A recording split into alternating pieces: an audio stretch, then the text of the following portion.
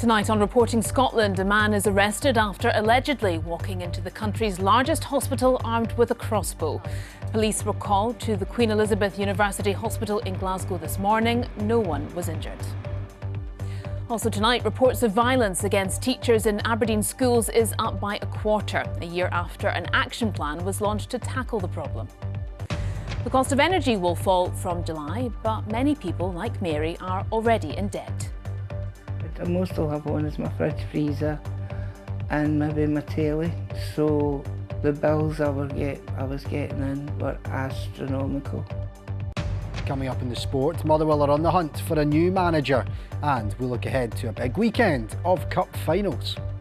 And join me here in a very noisy Naples, where two Scots are hoping to make a little bit of history by helping guide their side to the Scudetto. Hello, I'm Laura Goodwin. Welcome to Friday's programme.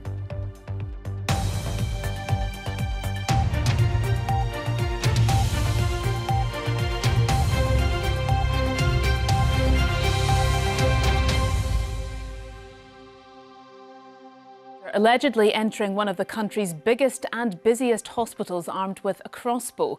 Armed police were called to the Queen Elizabeth University Hospital in Glasgow this morning. Katie Hunter has this report. Police, including specialist firearms officers, were called to Scotland's biggest hospital around 6:30 this morning. It followed reports of a man with a crossbow inside. The weapon wasn't fired, no one was injured, and police arrested a 29-year-old man. NHS Greater Glasgow and Clyde say the atrium of the hospital was closed for a short time and traffic was temporarily diverted, but there was no disruption to any of its services. The Health Board has thanked its security teams for their handling of the situation before police arrived. People living and working next to the hospital knew something was wrong. About 3 or 4 police vans and 3 cars, so it was just drove right by. Appalling, appalled, absolutely. I'm so glad that nobody was hurt. Police Scotland says it's aware this incident will be concerning, but it's being treated as isolated and there was no ongoing risk to the public. It says officers would remain in the area while inquiries were carried out, and anyone with concerns or information could speak to them or call 101. Katie Hunter, Reporting Scotland, Glasgow. Last March, Aberdeen City Council drafted a plan to tackle violence against its teaching staff. More than a year since that plan was launched, there has been a surge in reports of violence in Aberdeen's classrooms, up 25% in the past year. One teacher who's been bitten, headbutted and had objects thrown at her says she can't bear thinking about what will happen unless major changes are brought in. Well, Rebecca Curran is in Aberdeen for us this evening. Rebecca, what has been the response to these latest figures? There's a lot of concern, Laura. The rise in reported incidents has been described as extraordinary by Scotland's largest teaching union, the EIS. If we compare this year and last, reports of violent and aggressive behaviour against teaching staff jumped from 740 in the first 3 months of last year to 928 incidents in the first 3 months of this year. That's a 25% rise. And the union said it's worried that things are getting worse, not better, despite raising serious concerns with the City Council more than a year ago. Now, incidents include biting, spitting, things being thrown at staff and also verbal abuse.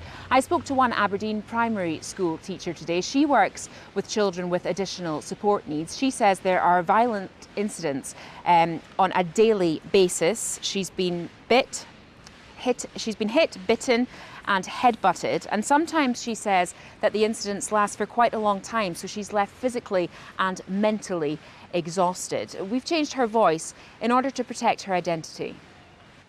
I think people are at risk of being really injured. I mean, a lot of colleagues have been to A&E. I know somebody who has had life-changing injuries. And if this continues, it doesn't bear thinking about what's going to happen. I do think more and more people are going to leave the profession. Have you heard anyone in the profession over the past year saying this situation's getting better? No. And Rebecca, the City Council launched this plan over a year ago to tackle this issue. What has their response been today?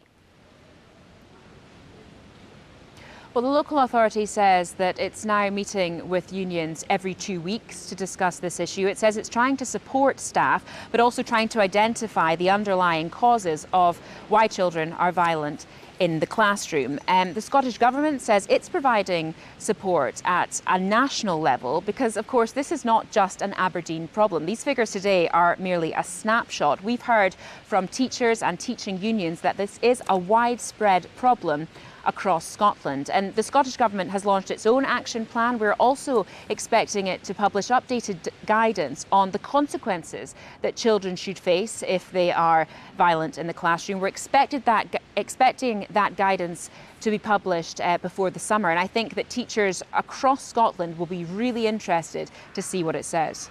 OK, Rebecca Curran, many thanks indeed. A second teenager has appeared in court charged with murdering a 16-year-old boy at Irvine Beach. Caden Moy died after suffering stab wounds at the Ayrshire beach on Saturday. Today, a 17-year-old boy appeared in private at Kilmarnock Sheriff Court charged with murder, carrying a bladed weapon and attempting to pervert the course of justice. He made no plea or declaration and was remanded in custody. Another 17-year-old appeared in court over the death earlier this week.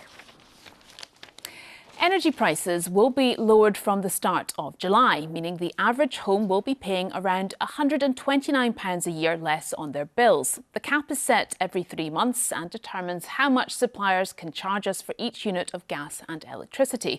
And while any drop is welcome news, for those who have already gone into debt because of high energy prices, it's cold comfort. Here's our business correspondent, David Henderson. The sun's been shining for weeks. That's helped many of us turn down the heating and save on the cost of gas and electricity. But for some, bills have been too high for too long. The most I'll have on is my fridge, freezer, and maybe my telly, and maybe the toilet light. So the bills I was getting in were astronomical. So I needed help, and along came Lee. I could see that there was something that wasn't right. Mary was facing energy debt, and that left her in need of specialist help. From speaking to the energy supplier, we quickly established it wasn't a you problem. It was the fact they had installed the wrong meter and your usage was far higher than it should have been. Lee works for the Wise Group, a social enterprise which now assists around 30,000 UK households each year to manage problem energy bills. Most of the customers that come to us are already in arrears, and they come at a point where they're in crisis. So that's something that we are seeing regularly, and it's not the only thing that they come along with. So when people present with an energy debt, 80% of those people will also have a health issue in the household as well, and both of them compound each other. Energy bills soared when Russia invaded Ukraine, and they've been high for UK customers ever since. It means energy firms are owed billions of pounds by households in arrears. Now that cost pressure may start to ease. A mild spring has helped reduce global demand for gas, and so it seems has Donald Trump's tariffs. The end result is lower prices on world markets and for domestic customers here. So a typical household will see their energy bills fall by £129 a year. Earlier this week, the Prime Minister set out plans to ease cuts to winter fuel payments in a political U-turn following mounting pressure. But who will benefit and when remains unclear. Today, the energy regulator Ofgem said falling prices give customers an opportunity to shop around for cheaper or fixed deals. Just a wee bit of sunshine in the day. You've made my week meeting you again. And for Mary, the help she got to find the right deal with her supplier was key to getting out of energy debt. David Henderson, reporting Scotland. And Ben Phillip is with us now. You're going to be speaking about this a bit more over on the 7 on the BBC Scotland channel. Yeah, we've been speaking to an energy poverty charity who says a lot more needs to be done to try and tackle this issue.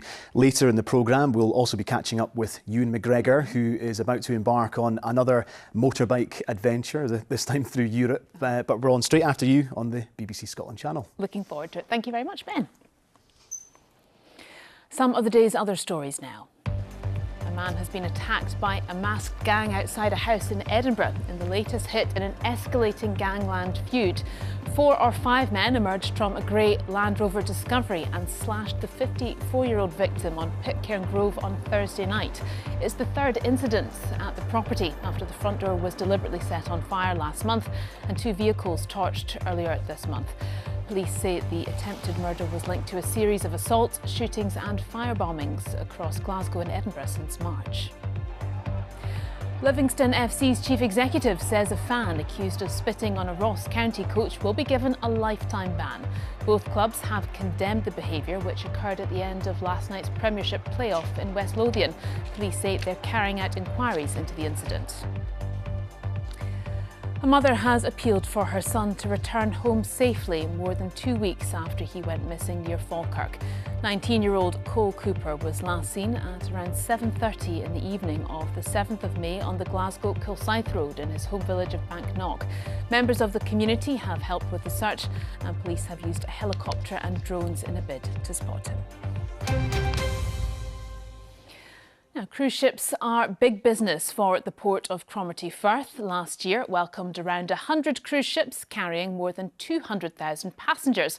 But now the Port Authority say they're concerned a new tax on cruise ships might mean liners will go elsewhere. The Scottish Government is currently consulting on giving councils new powers to charge a cruise ship levy. Andrew Thompson reports. Invergordon is Scotland's busiest cruise liner port. This week's been good for local business, with the Preziosa calling, with around 4,000 passengers on board.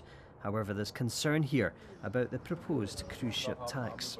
Anybody that works in tourism will have a concern about this because it is extra money that the tourist has to find, and everyone is struggling just now. They're going on holiday, but they maybe don't have the same amount of income to spend on things in shops and whatnot.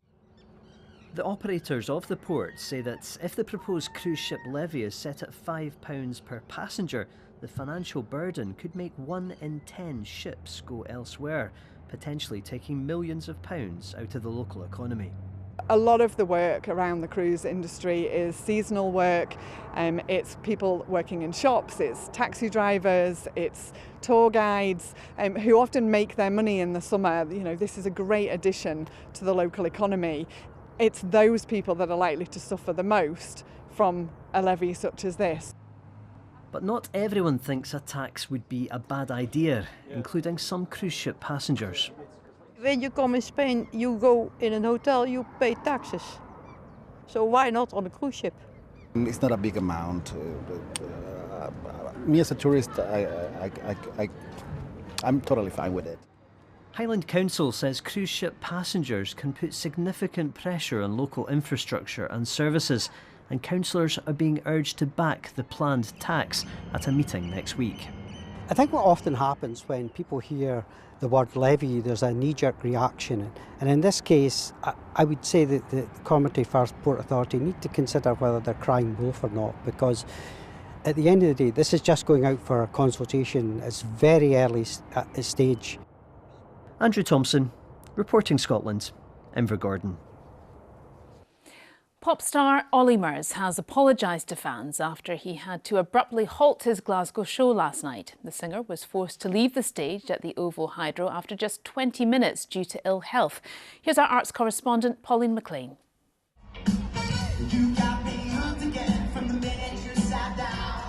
This was the concert in Glasgow's Hydro last night, which came to a halt after just 6 numbers. I just want to say sorry from the bottom of my heart. I don't want to upset you guys, I'm so sorry. We'll sort out refunds for anyone that's unhappy. But Glasgow, I will be back to see you guys soon. I'm so sorry. I'll see you. The former X Factor star taking to social media to explain what happened. Glasgow, firstly, I'm so sorry. So sorry tonight. So sorry that I had to walk off after 6 songs and cancel the show. I've never done this in 15 years. Most of the time, as singers, you can kind of get through it if your voice isn't 100%, but I walked out tonight thinking my voice was great. Yeah, I maybe felt a little bit run down, but I didn't think I couldn't do the show because I wouldn't have come out there otherwise. It was really sudden. I thought it was a bit quick, of a joke, or he was going off and going to come back on. And then the lights came up and everybody sort of went, oh, goodness. It was so sudden. It's the second time the Hutchinsons have travelled from their home in Millport to see Ollie Murs, who was due to support Take That at the Hydro last May and cancelled at the last minute. And they're not convinced it'll be third time lucky. I've seen him sing 5-6 songs. That'll have to do me. There's too many other people I want to say. He's let me down twice. I'm not doing it again.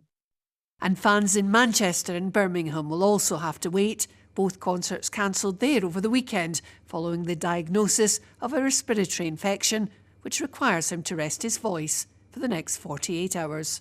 Polly McLean, reporting Scotland.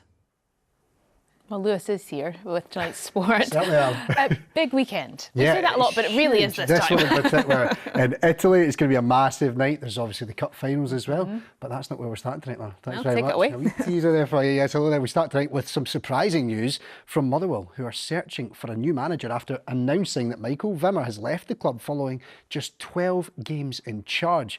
The German was appointed a little over 3 months ago and led the Steelmen to an 8th place finish in the league before returning to his homeland for the summer. He then informed officials at the Lanarkshire club that he would not be returning to Scotland due to family reasons, and he will be taking charge of third-tier German side Jan Regensburg. Now, though, Celtic midfielder Arne Engels says it would be an amazing feeling to help the club to their 9th domestic treble if they can get past Aberdeen in the Scottish Cup final tomorrow, while Don's captain Graham Shinnie admits it would mean everything if the club could win the trophy for the first time this century. Sheila McLaren looks ahead to tomorrow's big game. Two teams in contrasting form, but this weekend they'll have the same goal. Jimmy Tilleen is looking to clinch his first piece of silverware and take the Scottish Cup back to Aberdeen for the first time in 35 years. While for Brendan Rodgers, a win will mean a record third treble as manager and 9 in total for Celtic. It's only 8 that already did it, so to be part of a team that did it for the 9th time would be an amazing feeling, and in such a big club and a big history that they have here. Mean everything to me. It would be a very special day, not only for me but for the supporters and for the club and everyone involved. It would be a massive achievement for us all. So, like I said, it'll take a lot of hard work. This will be the 8th meeting of the sides in the final. Celtic have won 4. Aberdeen have come out on top in 3 occasions, that last time back in 1990. Brian Irvine's penalty in the shootout was the clincher that day, and it's been a long wait since then for supporters of the Pittodrie side. Our form has not been kind of where we'd want it to be, but you know, final, anything could happen. Let's hope we do it, you know. It's been a long time coming. Quietly confident if they can keep it tight for the first 20 minutes. I think it'll be close, and I'm going to say Aberdeen for the win. My daughter's been going to Parkhead now for 5 years and she's seen 4 trebles already. So it's just amazing. It's just an amazing time to be a Celtic fan. A lot of people call it a tedious treble. I don't think it is. I think it's brilliant. It's everything the dreams are made of, so it's outstanding. I think if we turn up, we'll win. They're the best team in the country by a long while, so if we turn up, we win. It's the showpiece of the Scottish football season, and this year this stadium will see a 50-50 split of fans. But only one set of supporters will see their team get their hands on this historic trophy. Will Aberdeen finish their rollercoaster season on a high, or will Celtic continue their dominance and make it a clean sweep of silverware? We'll find out tomorrow afternoon live on BBC Scotland. Sheila McLaren, reporting Scotland at Hampden Park. And that is just the start of the excitement at Hampden this weekend, because Sunday sees the sides who narrowly missed out on the Women's League title this season battle it out for the Scottish Cup. And it will be an emotional game for Glasgow City captain Jo Love, who leaves the side after 14 years and 21 trophies to her name.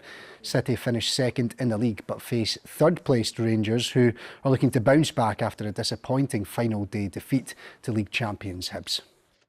We're expecting a tough fight. We always get a tough game against Rangers. They're going to be coming at us, as I said, because they'll be hurting. But we're not going to take anything for granted, and we're just going to play the game that we have done all season and hopefully come out on top. We've almost been used to that feeling, which is the tough one, but we know that we've got an opportunity to bounce back and win more trophies and bring them back to the club, and it's a trophy that we won last year. It was a great day last year winning that trophy. It was a lot of pride in that feeling, but we know it's going to be a tough game, but if we're at our absolute best, there's no reason we can't come out on top. Now, tonight in Italy, 2 Scots could write their names into the Neapolitan history books.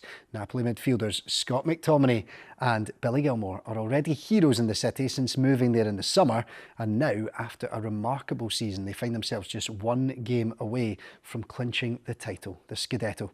Our Sports News correspondent Chris McLaughlin is there.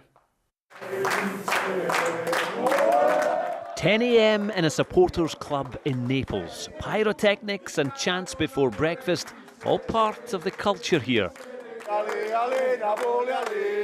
That and the fact most in this city were awake early anyway.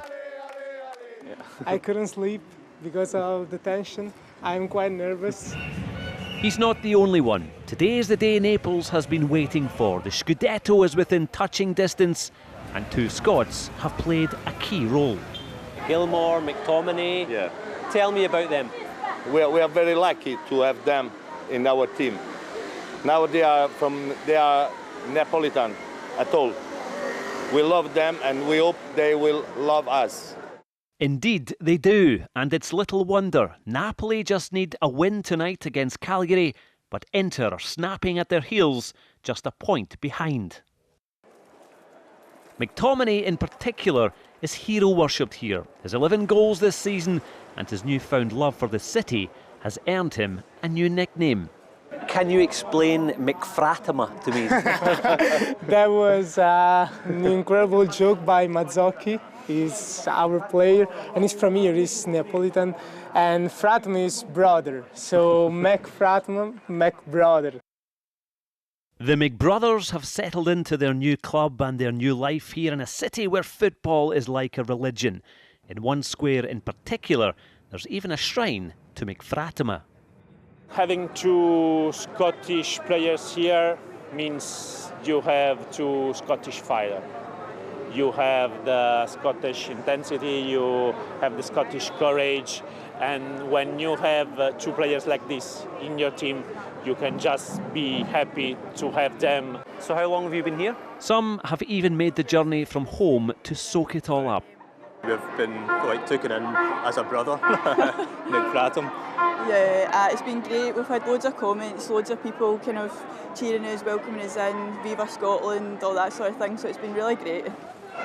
In Naples, footballers are not welcomed, they're worshipped. Victory tonight and 2 Scots will write their own chapter in Neapolitan history.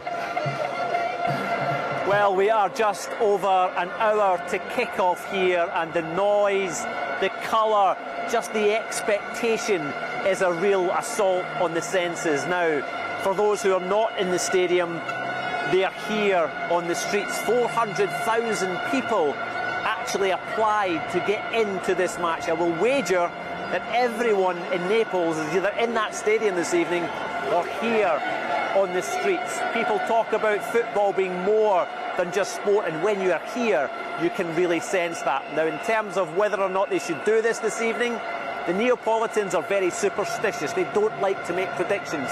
They should, though, beat Cagliari at home and Inter have a very tough game away to Como. If they do it, they will party very, very hard in the city this evening. As for Scott McTominay and Billy Gilmore, they will never have to buy pizza again. And of course, Laura, a big night for Josh Taylor tomorrow over at the Hydro when he fights Echo Esteban, so that's a big one too. What Gosh, weekend. I hope you don't have anything else on, Lewis, because there's really no time for anything else. Thank you very much indeed. Thank you. Maybe just as well, Lewis, is in watching the sport because the weather is changing, Christopher, isn't it? It is. It's already started raining here in Glasgow. So today was the last of the dry, settled spell.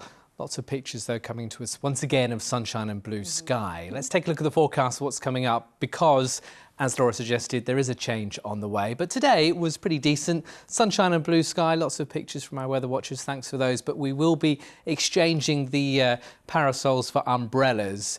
But the rain is welcome, really, because it's been so dry for so long. It hasn't rained for 5 weeks in Lucas, 4 weeks in Glasgow.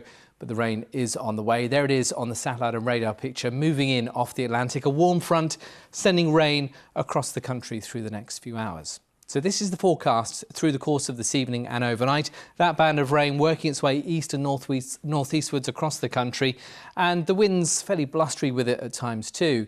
Largely mild overnight in towns and cities, 7 to 11 Celsius. Shetland there just ahead of that rain, so a touch cooler. To tomorrow, we're in warm sector conditions behind the warm front, so a lot of cloud around. There'll be some mist and murk, some hill fog at times and some outbreaks of rain. The overnight rain still with us, tracking up towards Shetland. Elsewhere, cloudy and damp at times. And there will be some brighter moments. That cloud will thin and break into the afternoon, certainly across parts of the northeast and through parts of central and southeast Scotland as well. That could trigger some sharp showers, though. Those could come with a rumble of thunder or two. Temperatures 16 to 19 Celsius. In the northeast, maybe 20. But again, those showers perhaps with hail and thunder. Cloudy with further showers elsewhere and perhaps a bit of a close feel, I should imagine, too. So as we head through the course of Saturday afternoon, of course, we've got the Cup final. There will be a number of showers around at times, some brighter moments, coverage across the BBC.